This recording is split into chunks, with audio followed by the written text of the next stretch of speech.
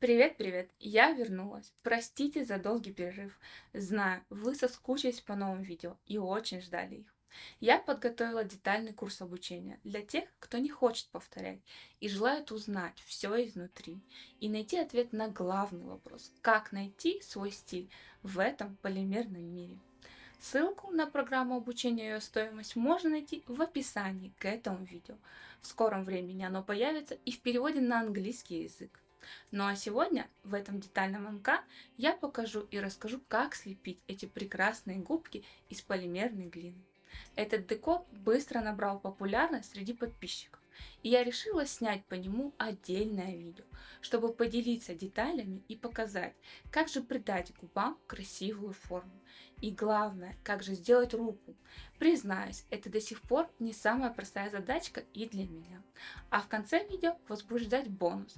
Я расскажу, как быстро и просто сделать такой красивый новогодний декор стола с минимальными затратами. Ну что, все материалы готовы? Пора приступать от слов к делу. Для этого мастер-класса нам понадобится не так много инструментов. Как обычно, черная матовая кружечка бренда Molti,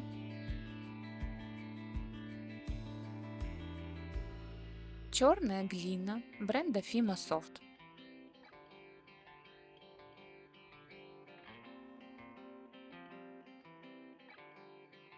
небольшой набор инструментов, лезвие, силиконовая кисть и кисточка,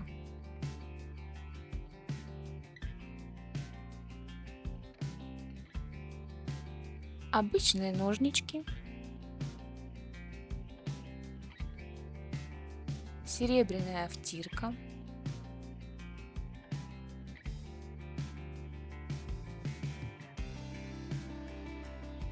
и небольшой набор фурнитуры. Из всего этого набора в итоге я буду использовать только цепочку перлина.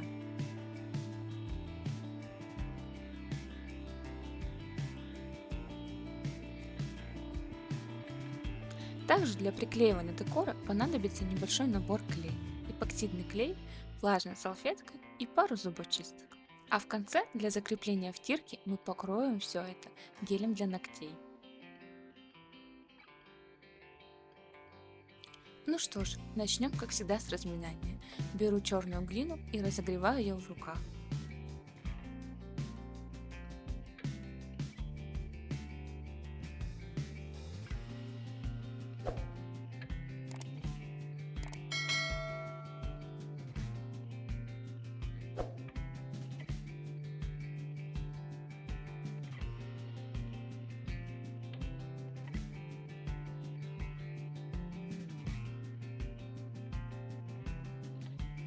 Необходимо добиться того состояния, когда оно мягкое и пластичное.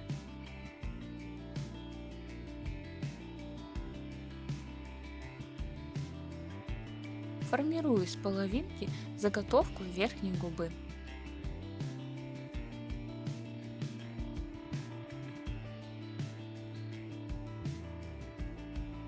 Общую форму удобнее всего придавать пока что руками.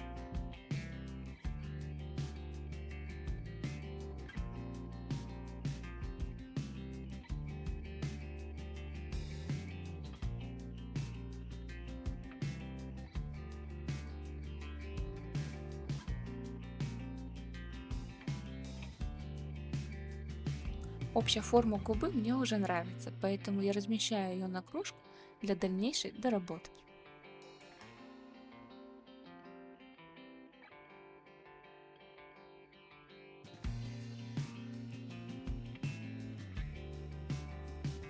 Не забывайте хорошенько все придавливать к кружке, ведь это наша будущая поверхность для приклеивания.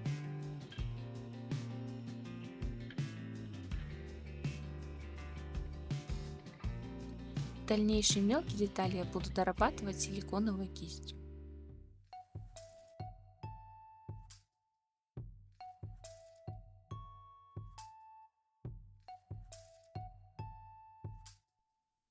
Теперь перехожу ко второму кусочку и формирую нижнюю часть губы полукругом.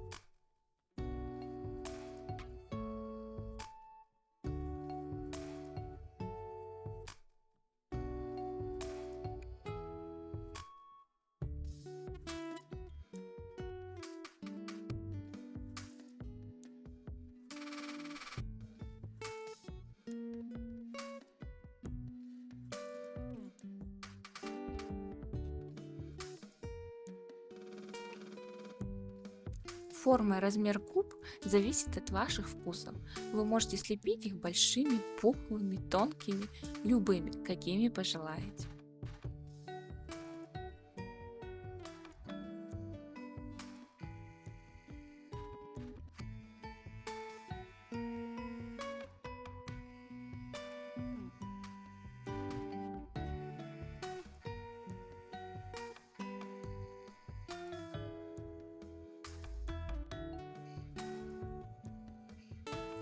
От центра в разные стороны добавляю силиконовой кистью впадинки, чтобы губы смотрелись реалистичными.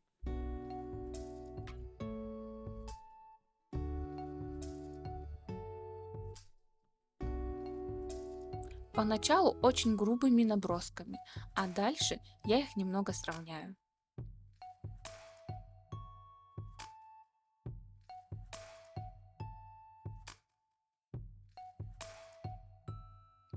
Самый удобный способ выравнивания глины для меня — это влажной салфеткой. Но также можно делать еще это спонжиком, ведь он не оставляет ворсинок. Подравниваю мелкие детали обратной стороной силиконовой кисточки.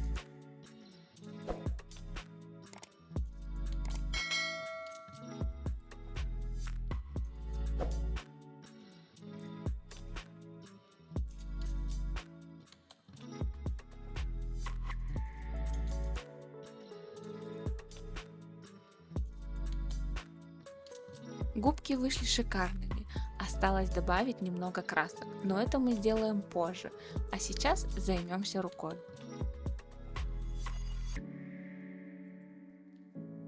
И снова разогреваю кусочек глины.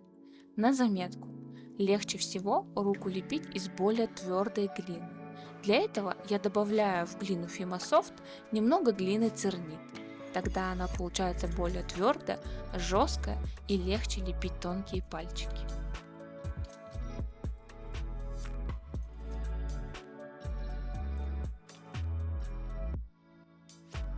Рука — это не самый легкий предмет для лепки. Сначала формирую грубо эскиз будущей ладошки.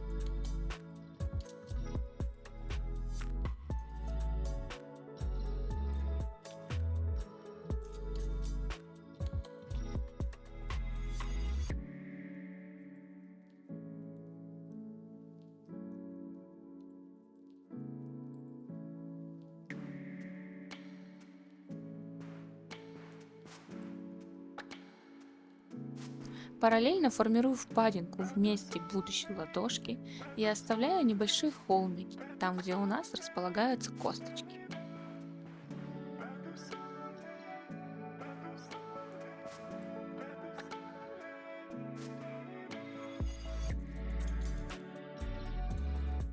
А дальше нам понадобятся маникюрные ножнички. Сначала аккуратно отрезаем и будущий большой пальчик, чтобы примерно получилось как варежка.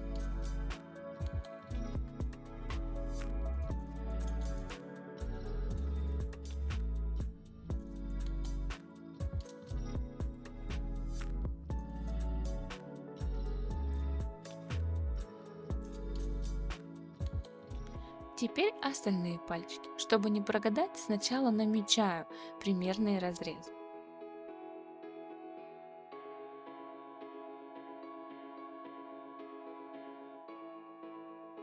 И далее разрезаю их аккуратно по линиям.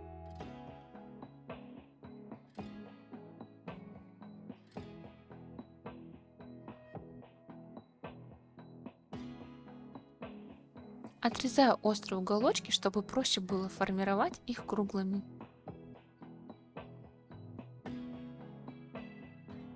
Черновик будущей ручки готов. Пока что смотрится очень топорно, но мы сейчас все это исправим. Отгибаю по одному пальчику и формирую их правильной формы. Параллельно немного вытягиваю. Тонкие длинные пальчики всегда изящно смотрятся.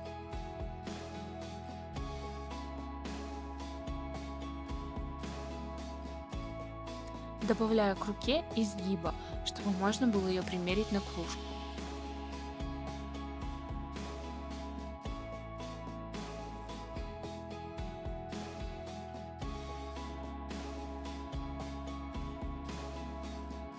Совет: если добавить пальцем небольшой наклон наружу, то рука будет смотреться более изящно.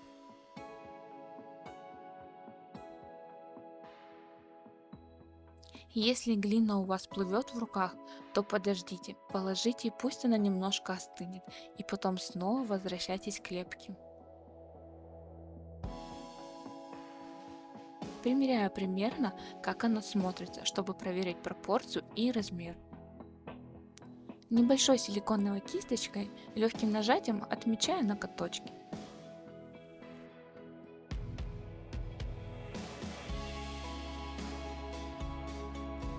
И уже она становится будто живая.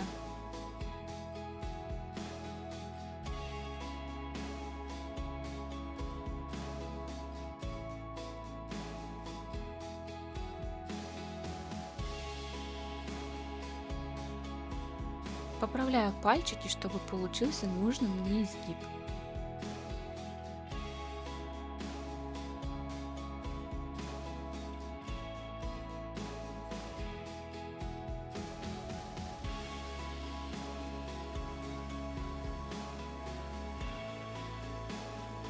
И еще раз примеряю на кружку. Вроде бы смотрится неплохо. На самом деле за кадром остались небольшие доработки этой руки, чтобы она выглядела как настоящая. Ну как вы там? Все получается? Я очень надеюсь, что я доступно все рассказываю. Если у вас остаются вопросы, пишите, спрашивайте, я обязательно отвечу. Ну а если вы все делаете как я, и все равно в итоге получается не так, будто что-то ускользает и выходит не то, что вы ожидаете, тогда приходите на обучение. Думаю, вы готовы. На обучении я рассказываю все с самых азов, от выбора материала до финальной сборки декора. Ценность его не в том, что все за мной повторяют. Там каждый ученик лепит свой неповторимый декор. Ну а как найти для него идею, я тоже вам расскажу. Обучение проходит на удобной платформе GetCourse. Все видео открываются и с мобильного телефона. Под уроками есть домашняя работа, где я оставляю свои комментарии и отправляю правки. Есть тестирование и десятки полезных файлов со всевозможными ссылками. В общем, приходите, вы не пожалеете. Обещаю, такого досконального и детального обучения вы еще не видели. Я жду вас в закрытом чате с учениками. Присоединяйтесь к комьюнити единомышленников.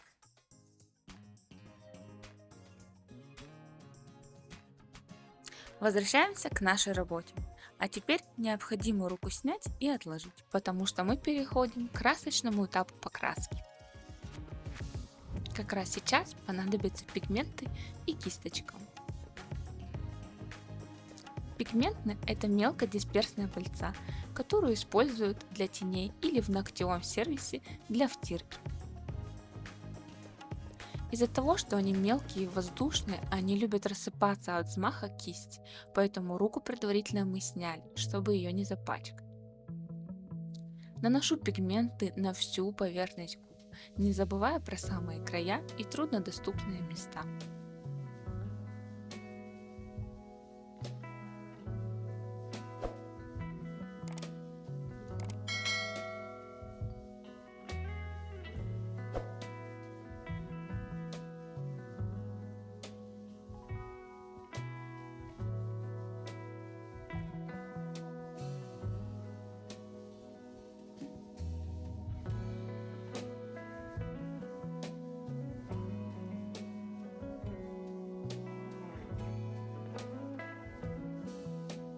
Цвет втирки также зависит от вас. Вы можете выбрать любые пигменты, тем самым создавая все новые и новые образы для этого декора.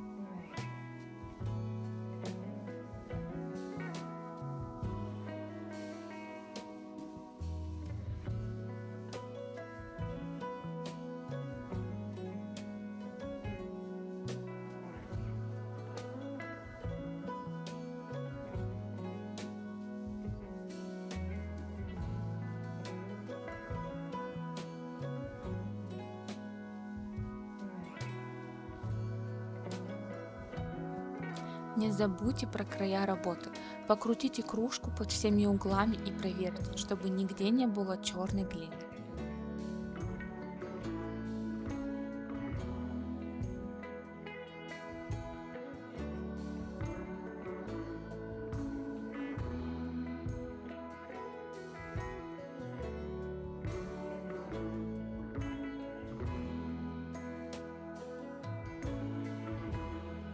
Красота готова, осталось навести порядок, убрать излишки пигмента с кружки, чтобы не заморать руку.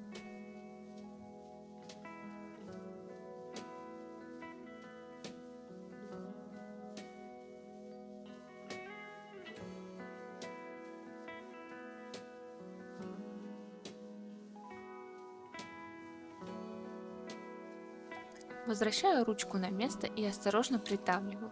Это необходимо для того, чтобы создать будущую площадь для приклеивания. Чем она больше, тем крепче будет держаться декор.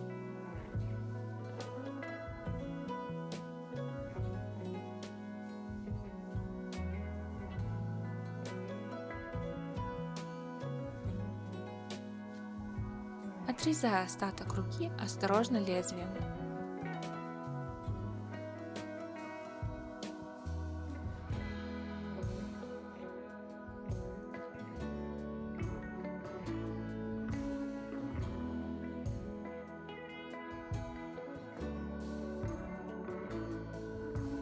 Ну что ж, моделирование на этом этапе закончено.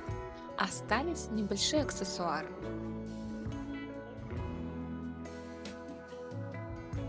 Поэкспериментировав с разной фурнитурой, пришла к выводу, что лучше всего смотрится цепь перлина. Она самая минималистичная и очень стильная. Укладываю ее рядками, а лишнее откусываю кусачками. На помощь приходит силиконовая кисть, чтобы ее прикрепить в нужных точках.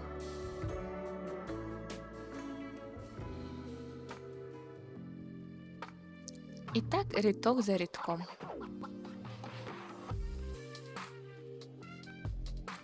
Браслет тоже можно сделать любой, и через палец более узкий или широкий, а может быть вообще другой формы или цвета. Тут как вы нафантазируете.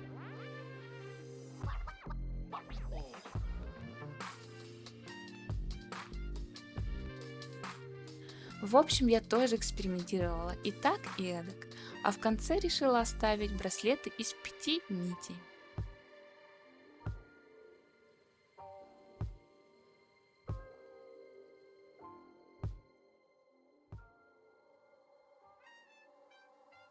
Особенно популярностью пользуются именные работы, то есть которые подписаны. Согласитесь, подарить кружку своему косметологу с его именем намного прикольнее, чем обезличенную. Поэтому я хочу показать, как я подписываю свои работы. Конечно, там где это уместно. Существует несколько способов: тиснением, трафаретом, наклейками, объемные буквы из глины и множество других. Мне лично больше всего нравятся наклейки. Очень они лаконично и стильно смотрятся. Уже читаю ваши мысли. Ссылку, где их купить, также прикреплю под видео. Сначала подготовлю основу для будущего имени.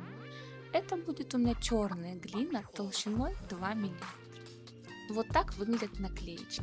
Это 3D железные наклейки, которые используются для того, чтобы сделать предмет именным. Изначально предполагается, что они будут держаться на предмете за счет клея. Но по опыту могу сказать, что лучше их покрыть сверху хотя бы лаком, чтобы держались они надежнее. Аккуратно поддеваю по одной буковке и размещаю их на сырую глину.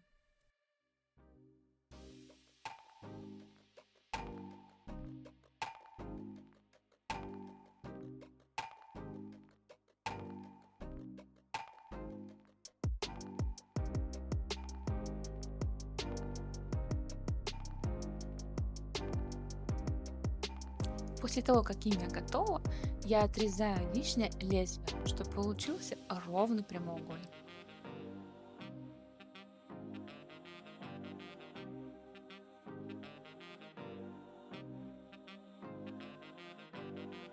Снимаю осторожно имя со стола и размещаю на кружке.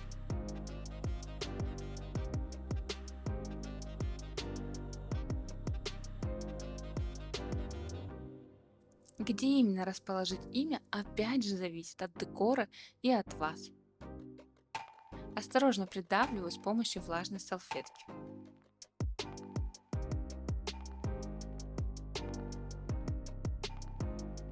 Готово. Теперь работа готова к запеку. Проверьте свою инструкцию. Я запекаю в течение 30 минут при 110 градусах, так как у меня глина бренда Фим. Кружка уже даже остыла. Осторожно подливаю декор и снимаю ее с поверхности.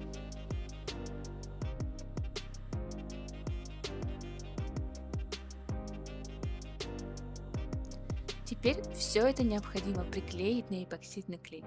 Детальный видеоурок о том, как приклеить декор на кружку, чтобы он держался долго, я записала в отдельном видео. Ссылку прикреплю под уроком.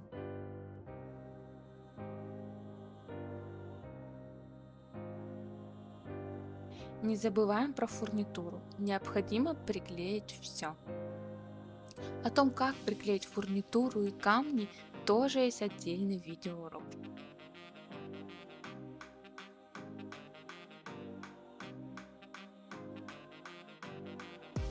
Размещаю кружку в горизонтальном положении и достаю гель-лак. Это топ, и он без липкого слоя. Это важно, так как если вы будете использовать топ с липким слоем, после этого необходимо будет все покрыть еще раз топом без липкого слоя. Наношу лак толстым слоем на губы.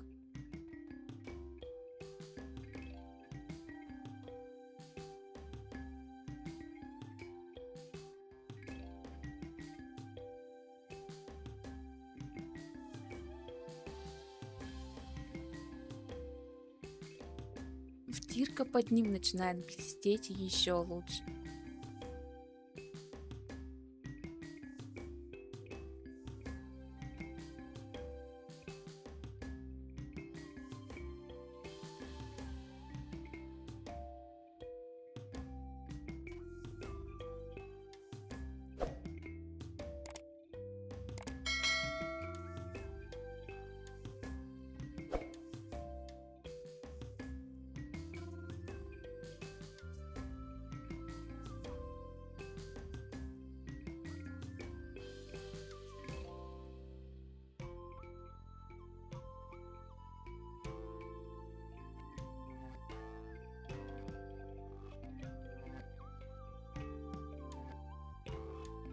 Отставляю лак в сторонку и достаю лампу для запекания гель-лаков.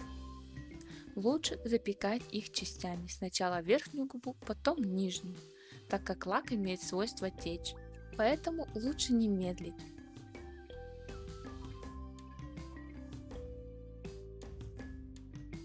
Держу лампу в течение 1,5 минут над кружкой.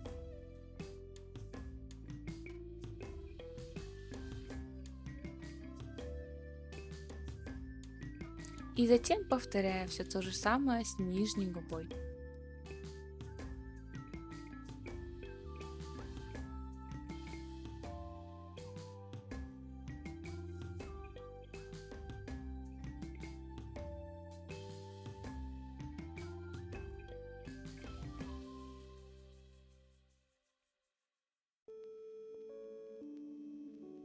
И снова достаю лампу, чтобы финально все пропечь.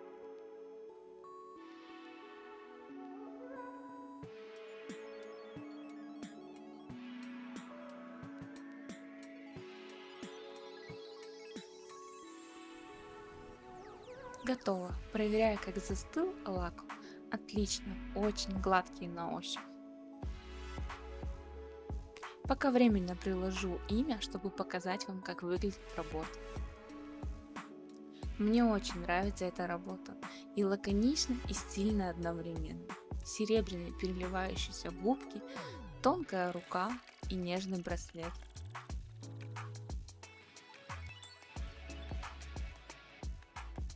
Можно поэкспериментировать и с жестом на руке, и с цветом и формой губ. Тут будет все зависеть только от вашей фантазии.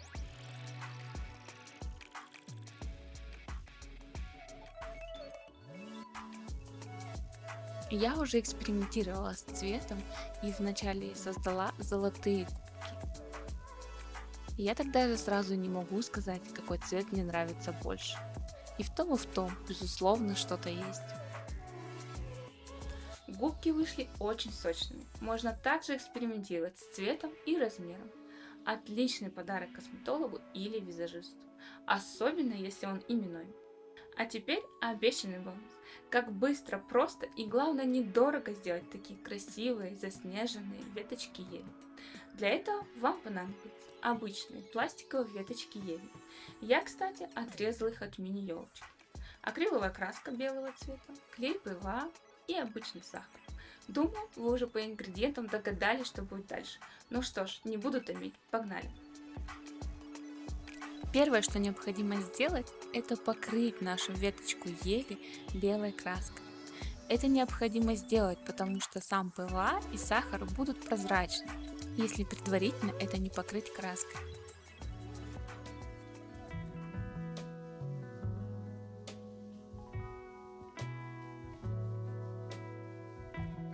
У кончика я краску наношу плотнее, чтобы создать эффект легкого градиента. Следующий этап – это клей ПВА. Также наношу его поверх краски. Помните, что после застывания клей ПВА становится прозрачным. Ну и финальный штрих. Пока клей не застыл, посыпаю все это обильно сахаром.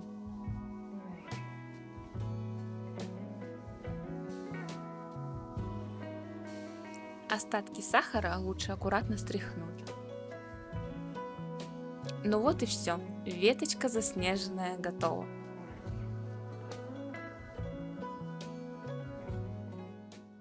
Видите, как все просто? Ну как вам видео? Было полезно? Что-то узнали новенькое? Пишите комментарии, делитесь впечатлениями. Я всегда искренне рада обратной связи. На создание ролика уходит очень много времени. И все ваши сердечки потом греют в моем, когда я понимаю, что труд был не напрасен. Рада была поделиться своими знаниями с вами. Буду стараться снимать ролики чаще. До новых встреч! С вами была Анна Камильфо.